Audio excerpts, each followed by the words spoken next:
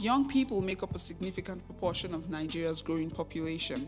From the 2006 census, young people aged 15 to 34 made up about 34% of the 140 million population. 2016 estimates by the National Bureau of Statistics based on the 2006 census projected Nigeria's population to be 193 million and placed the number of young people between the ages of 15 and 35 at 67 million. It is very clear that this population can determine the success or failure of Nigeria as a nation. This is otherwise referred to as the demographic dividend. The benefits that come from positively harnessing the innate potentials of this youthful population. Now, if these potentials are not harnessed positively, the opposite becomes inevitable. According to the African Union, there are 4 pillars that can be improved to effectively harness this positive young energy for tremendous national growth and development. Improving health and well-being of young people, ensuring they have access to quality education, ensuring that they have access to decent employment and entrepreneurship opportunities, and good governance. But there are still gaps in transmitting these lofty ideas and roadmaps to action. This is the story of how a youth-friendly center run by young people in Kuje area of the Federal Capital Territory is ensuring youths in their community have access to quality sexual and reproductive health information, which is an integral part of the health and well-being pillar. Kuje town is located about 40 kilometers southwest of the city of Abuja in the Federal Capital Territory. It is also one of the local government councils located in the FCT and home to a myriad of federal establishments. It has a population of 90,000 people according to the 2006 national census. A general hospital located in the central part of town serves this population, including other surrounding rural settlements. The young people are hardworking, and those who are not able to attend formal education engage in various blue-collar jobs and trades to make ends meet. But they have similar challenges with contemporaries in other parts of Nigeria. While the General Hospital works hard to provide quality basic healthcare services, access to youth-friendly services are not readily available. This means they cannot access comprehensive sexual and reproductive health information and services to make informed decisions about their reproductive health. It also means they cannot access commodities to prevent pregnancies and sexually transmitted diseases. The narrative started changing in 2012 with the introduction of the first ever youth-friendly center in Kuje community. The youth-friendly center was created March 2012 by Action Health Incorporated. It's an initiative of Action Health Incorporated with support from the MacArthur Foundation. Then the then medical director, Dr. Ahmed Damfulani, was the person in charge of the hospital, and they had an understanding with AHI to have a separate facility for young people. And the reason why Kuje was chosen was because of its proximity to town, and also the statistics that was coming out of Kuje in terms of teenage pregnancy and some other issues. Because most of the villages around Kuje had a lot of pregnant girls who were still very, very young to even be involved in issues like that. And so Kuje was actually chosen as this is supposed to be a prototype for other facilities that were supposed to have been developed by the FCDA and the Federal Ministry of Health too. So the FCDA went into partnership with AHI together with Federal Ministry of Health to give birth to this place. So for about 2 years, the hospital was getting support from MacArthur Foundation through Action Health Incorporated for about 2 years. The center was created as a safe space for young people in the community and to help address some of the issues they face. The Youth Friendly Center is also supposed to interact with the communities by having focus group discussions, support group meetings for young people on several adolescent-related issues. For instance, FGM, female genital mutilation, is something we are supposed to also handle, not in terms of maybe clinical aspect, but then the information that the community needs about the dangers of FGM and disadvantages of FGM. These are some of the issues we're supposed to handle. But like most initiatives targeting young people were not made an integral part of the operations of the Youth-Friendly Center at the initial stage. This, however, changed when the pioneer youth volunteer recommended the creation of a youth advisory group to recommend youth-friendly initiatives to the center's focal persons. So we discovered that several times most of the things included in the work plan wasn't really youth-oriented. And I also walk up to him and I say, can we have a youth-friendly committee? Most of these young people coming here, we could just get a couple of them that are old enough and understand some of the issues we're talking about. And we could just form a cohort of young people. So it would just serve as an advisory body to the youth-friendly desk officer. And he said, okay, fine, it's a good idea. And that was how the youth-friendly committee was formed. Since then, the center has been sustained even after funding was pulled by the AHI and the center fully handed over to the government control. They handed over the facility back to the hospital. The hospital was supposed to source for sponsors and other donors to assist with some of the programs of the youth-friendly clinic. Capacity is an important part of successfully running the center.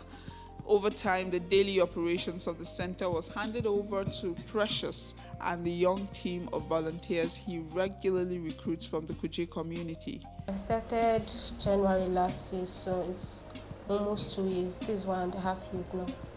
My programs coordinator, Precious. We used to always talk about the youth-friendly clinic and that I got interested in the testing, so I want to, even if I go to school, I'm hoping to come back and still continue from here.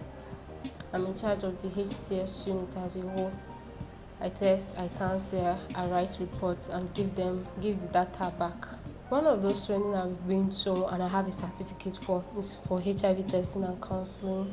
I also have a certificate for partner notification services, that's PNS.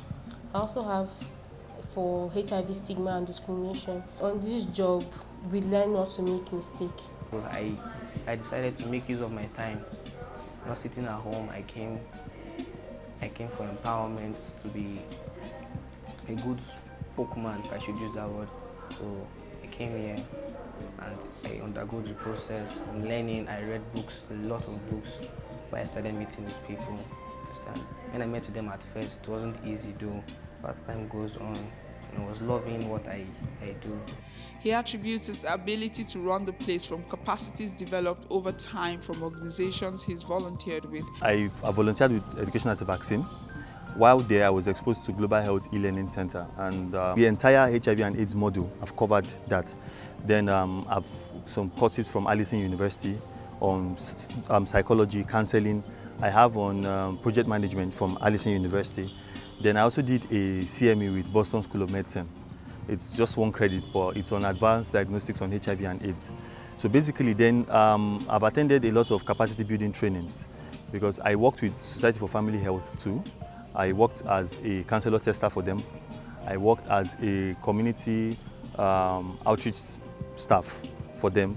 I worked with them too as the PNS focal person, for a personal notification service focal person for SFH. Now he replicates everything he has learned in the youth-friendly center and introduces strategies that ensures young people in the Kuje community have access to quality sexual and reproductive health information and services. He also ensures that they have access to opportunities and life skills to help them make informed decisions. I was taught in the youth-friendly clinic, and with the numerous organizations I volunteered with, Chief of All Education as a Vaccine. Those guys played excellent role. My supervisor then, Kusi, she played an excellent role in my life. I don't even think even the organization itself know how much impact they've made in some of us. Because what I do is I do what they do. When I go to work and come back, I come back to the youth-friendly clinic and implement what I've learned into my own volunteers, and I train them with that same standard that I can proudly present them anywhere, and I'm sure they will deliver. My life, the face of my life now has changed. It's not the way I used to be before. When people in my area, the knowledge I have as of before, it's different now. I can do things, a lot of things I can't do as of before, and I've seen in one way or the other, I'm able to help people around my area. People do run down to me. That's what used to happen before. They do come to me for help, and if there is, I give it to them. Beyond helping a good number of the young people in the community to have access to quality information concerning their bodies, the center has helped in the personal development of their volunteers. It is also helping to change the attitude of health workers towards young people. Being the very first volunteer in this place, I copied the system of education as a vaccine on how they recruit volunteers, and I designed a form and started recruiting volunteers into the youth-friendly clinic. And we've had more than 16 over 8 years. And these guys, the ones that have left us, are doing excellently well in community development. Some of them came in while they were in secondary school. Then they got the knowledge, went to the university, and when they are on break, they still come and volunteer with us. And some of them are graduates today and they're doing fine. To be able to convince them to come is another challenge, because like I just said, the culture. And actually when we talk about hospital environment, because actually the clinic is sited inside the hospital, that actually made them not to be coming, because when they come around, they may see maybe their father or their mother's friend around, going to ask them what are they doing here, that actually scared them away. But those people, they actually know what they actually need. They still come around to ask questions or to seek for medical help. If you walk into our facility, there's a condom dispenser.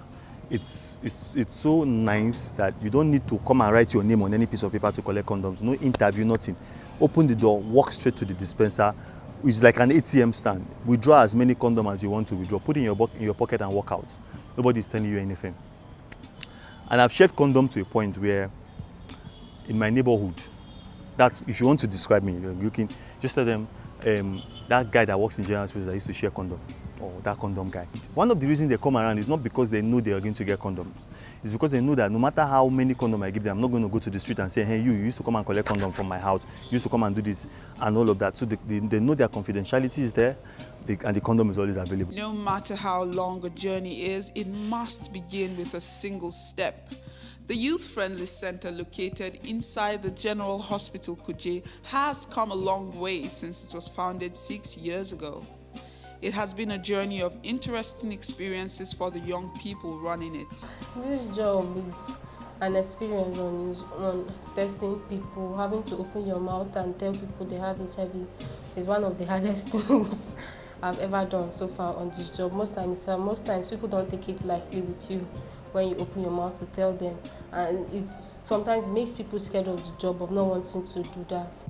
But it has had its fill of challenges, especially in the areas of funding and support for sustenance from the hospital and the government. Actually, there is no financial assistance, and we know without money, you cannot do anything. And that this money that will also motivate people to actually do the work.